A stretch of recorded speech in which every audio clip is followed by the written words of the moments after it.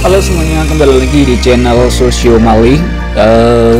Setelah video-video sebelumnya, kita membahas mengenai materi penelitian sosial, yaitu mulai dari pengertian sampai yang terakhir kemarin kita sudah membahas mengenai teknik pengambilan data dalam penelitian. Maka kita perlu mengetahui etika penelitian ya. Jadi ketika kita menjadi seorang peneliti, kita ngerti teknik pengambilan data, bagaimana cara wawancara, bagaimana cara observasi dan lain sebagainya. Tapi jangan lupa ada etika-etika penelitian yang harus diperhatikan oleh para peneliti gitu ya. Sehingga menjadi seorang peneliti yang melakukan penelitian tidak sembarangan, tidak seenaknya sendiri dalam melakukan penelitian ya. Ingat bahwa penelitian itu ada aturan mainnya, dan menjadi seorang peneliti harus memiliki etika yang harus diperhatikan dalam melakukan penelitian. Karena apa? Salah satu kunci keberhasilan dari seorang peneliti adalah ketika peneliti itu mampu menjaga etika-etika dalam penelitiannya. Lalu, apa saja etika dalam penelitian?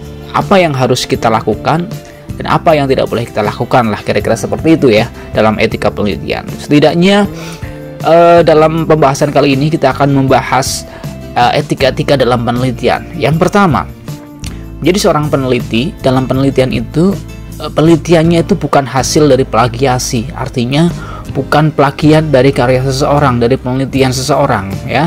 Jadi dalam penelitian itu diharapkan semestinya itu adalah penelitian yang murni dan memang hasil dari penelitian seorang peneliti sendiri, bukan kemudian mengcopy paste, menjiplak hasil dari penelitian yang lain. Itu adalah etika yang pertama. Jadi dilarang melakukan plagiasi atau no plagiarism ya, seperti itu. Itu etika yang pertama. Kemudian etika yang kedua yaitu pada saat penelitian harus meminta izin terlebih dahulu dengan membuat surat ya.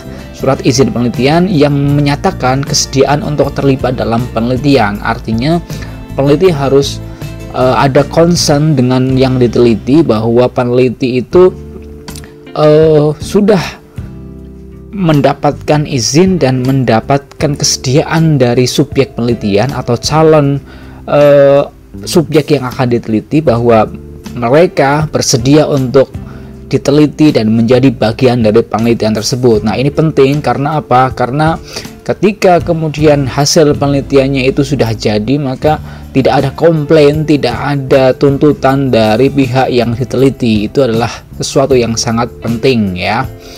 Etika yang ketiga dalam penelitian adalah bahwa peneliti harus menjaga sopan santun selama melakukan pengumpulan data penelitian. Artinya dalam berinteraksi, dalam berwawancara dan lain sebagainya harus menjaga etika sopan santun, tidak seenaknya sendiri, tidak kemudian merendahkan narasumber, bahwa peneliti tidak menempatkan dirinya menjadi orang yang paling tahu, paling pintar dan lain sebagainya, sehingga ada sopan santun yang harus dilakukan dalam proses pengumpulan data dalam penelitian.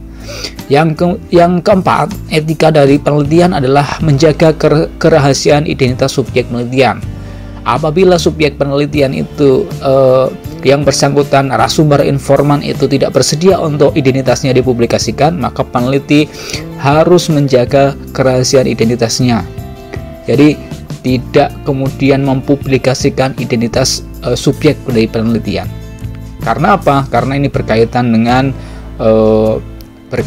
misalkan kerahasiaan, berkaitan dengan hal-hal yang sensitif, hal-hal yang kemudian harus dijaga bersama antara peneliti dan narasumber atau informan yang kemudian diteliti.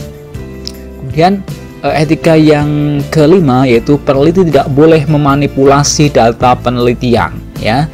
Jadi peneliti harus memaparkan data penelitian apa adanya sesuai dengan hasil temuan, tidak memanipulasi data sesuai dengan keinginan dari peneliti. Nah, itu salah satu etika yang harus dijaga oleh peneliti. Kemudian etika yang terakhir adalah sedapat mungkin peneliti harus objektif dalam melakukan penelitian. Artinya peneliti itu menghindari sikap subjektif sebagai seorang peneliti ya. Jadi apapun hasilnya itu harus apa adanya, harus objektif, tidak sesuai dengan keinginan peneliti atau harus sesuai dengan preferensi keyakinan, preferensi politik, preferensi budaya peneliti sendiri. Jadi harus objektif berdasarkan apa yang dihasilkan dari penelitian tersebut. Nah, kira-kira itulah etika-etika dalam penelitian, ya.